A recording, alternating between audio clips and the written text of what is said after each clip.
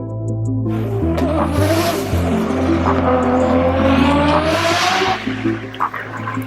shit.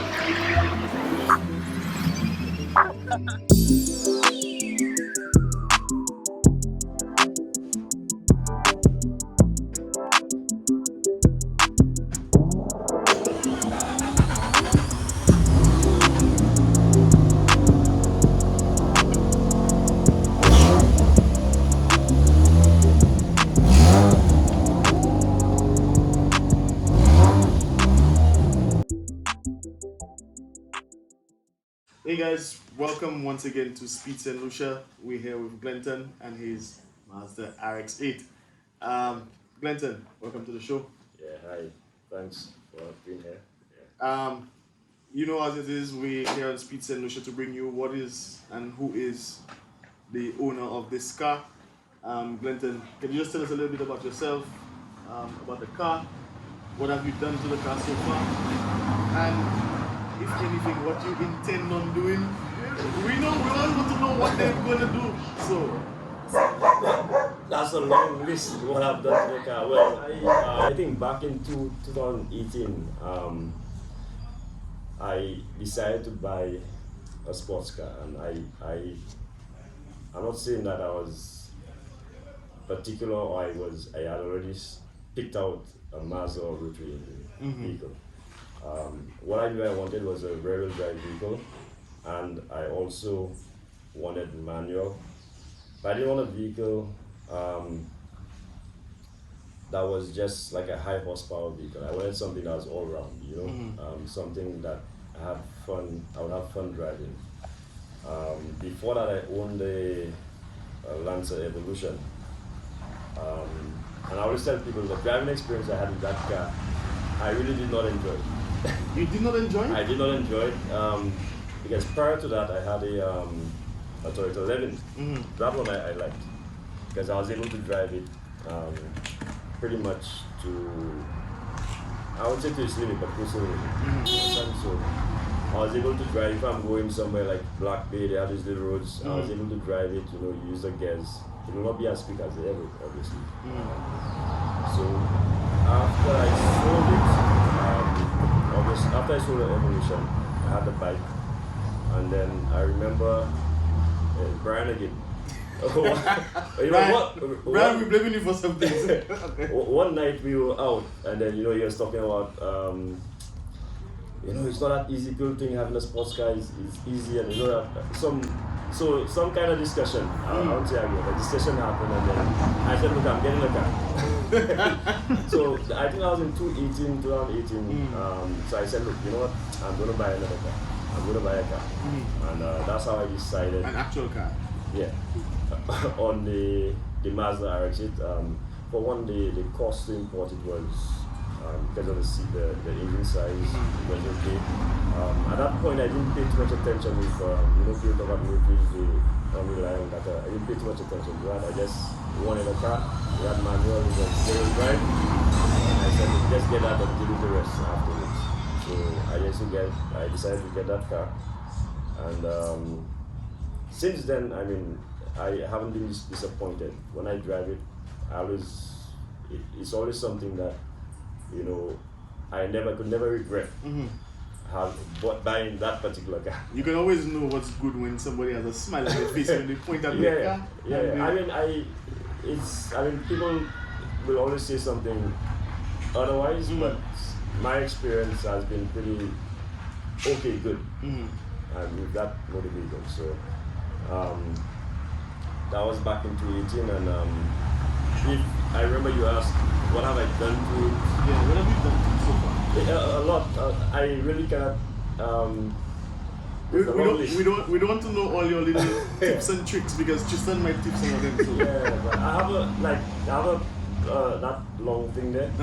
But I started writing stuff on it, but I couldn't continue. But a lot of stuff like relocated battery to the back. Let me see. There's no secrets with it. Let me see. Some of the air pumps when you start up, aftermarket exhaust, the intake obviously I had to do it myself.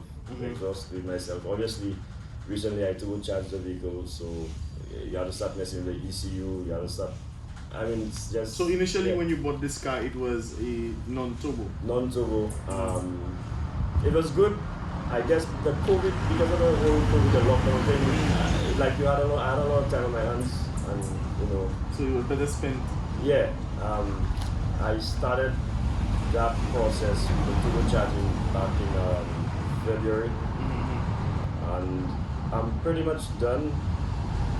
Like the tuning, the last bit is the tuning, fixing little exhaust leaks. I'm pretty much done with what I set out to do. I expected to do that in probably about 2 months, but obviously November now. Yeah, so February to November. Yeah, and obviously it took a lot of money. And that's the one thing that I tried my best to control. But because of COVID and you can't get away with that. Because there's so many things that you need to do in terms of changing everything around. Obviously, you need space for the pipes,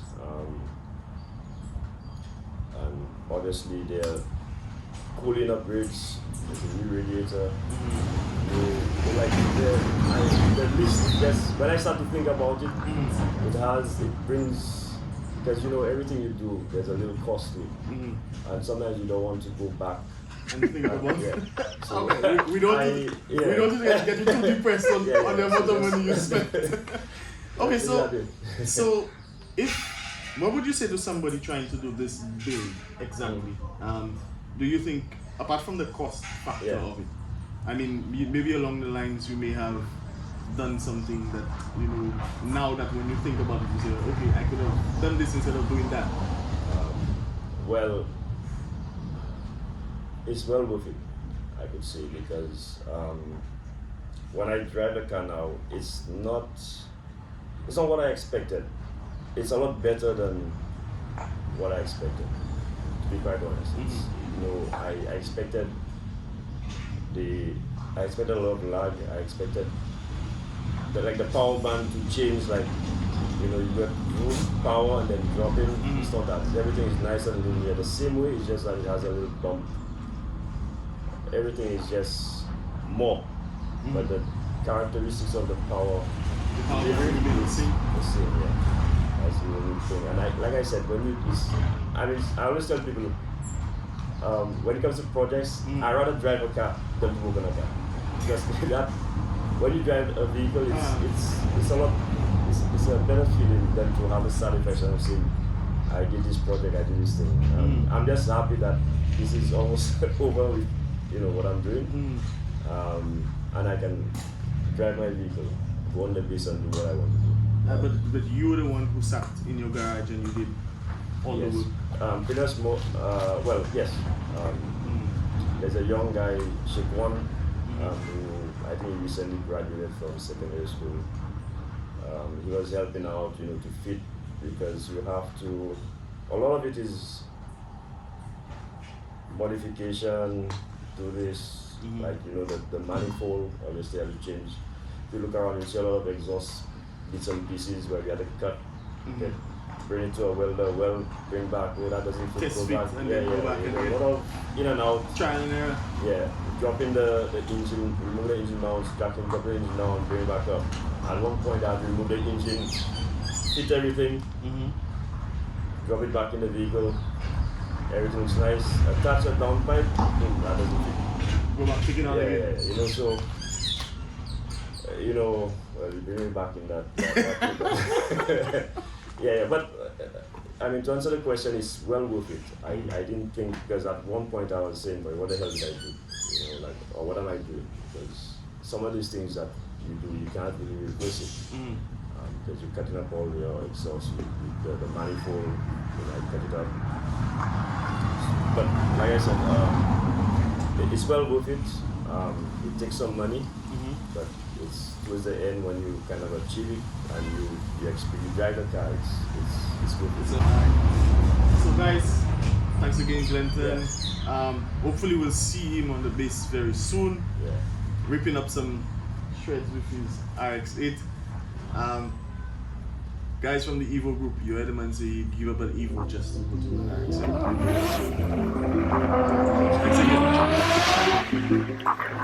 Oh shit.